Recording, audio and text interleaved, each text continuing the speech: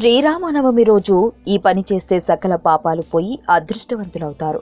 శ్రీరాముడు వసంత ఋతువులో చైత్ర శుద్ధ నవమి గురువారము నాడు పునర్వసు నక్షత్ర పుగ్నంలో సరిగ్గా అభిజిత ముహూర్తంలో అంటే మధ్యాహ్నం 12 గంటల వేళలో త్రేతాయుగంలో జన్మించాడు. సీతారాముల కళ్యాణం, వారి పట్టాభిషేకం జరిగింది కూడా ఇదే రోజు అని పురాణాలు చెబుతున్నాయి. అందుకే ఈరోజు మనం శ్రీరామనవమి పండుగ ఎంతో గొప్పగా జరుపుకుంటాము. అయితే ఈరోజు ఆ రాముడిని స్మరిస్తూ ఈ పనులు చేయడం వలన సకల పాపాలు తొలగిపోయి సుఖశాంతులతో జీవిస్తారని పండితులు చెబుతున్నారు. మరి శ్రీరామనవమి రోజున చేయాల్సిన పనులు ఏంటనేది మనం ఇప్పుడు తెలుసుకుందాం. రామనామానికి ఉన్న శక్తి ఎంతో మహత్తరమైనది. రామ అనే శబ్దానికే ఎంతో మహత్యం ఉంది. ఓం నమో నారాయణ అనే అష్టాక్షరి మంత్రంలోని 5వ అక్షరం రా అని, నమఃశివాయ్ అనే పంచాక్షరి మంత్రంలోని 2వ అక్షరమైన మా కలిపితే రామ అనే శబ్దం ఉద్భవిస్తుంది.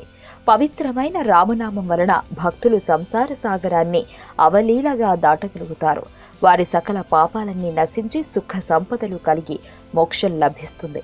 పురాణ విషయానికి వస్తే ఒక సందర్భంలో పార్వతీదేవి శివుడితో, స్వామి, అన్ని నామాల్లో ఏ నామం గొప్పది, ఏ నామం వలన పుణ్యఫలాలు సిద్ధిస్తాయో నాకు తెలుసుకోవాలనుందని అడిగినది. అప్పుడు శివుడు రామనామం వలన పుణ్యఫలాలు సిద్ధిస్తాయని చెప్పాడట.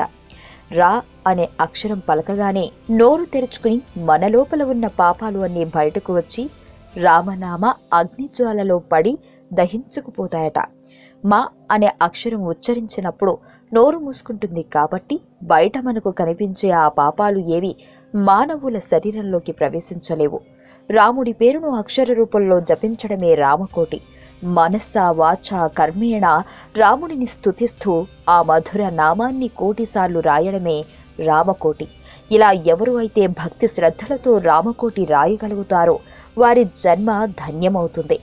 అయితే శ్రీరామనవమి నుండి రామకోటి వ్రాయట ప్రారంభించి మరుసటి శ్రీరామనవమికి ఆ వ్రతము ముగించు ఆచారము కూడా కలదు. శ్రీరామ నామము 1,00,000 కోటి వ్రాసిన ఒక్కొక్క అక్షరమే మహాపాతకములను నశింపజేయునని శంకరుడు పార్వతికి చెప్పినట్లు భవిష్య ఉత్తర పురాణమున ఉమామహేశ్వర సంవాదమున వివరించబడింది.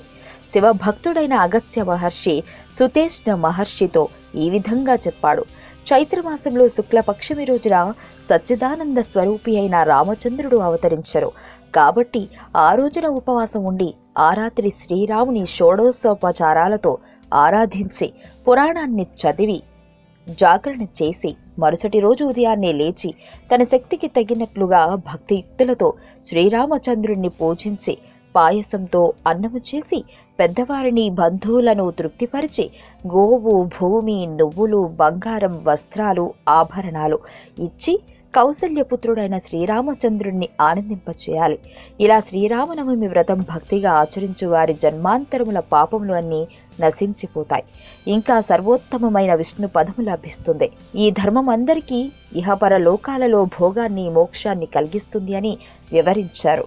100 కోట్ల శ్లోకాలతో నిండి ఉన్న శ్రీరామచంద్రుని ఒక్కో శ్లోకమైన శ్రీరామనవమి రోజున చదివితే సకల పాపాలు తొలగి అదృష్టవంతులవుతారని, అందుకే ఈ పండుగ పర్వదినాన రామనామస్మరణ తప్పకుండా చేయాలని పండితులు చెబుతున్నారు.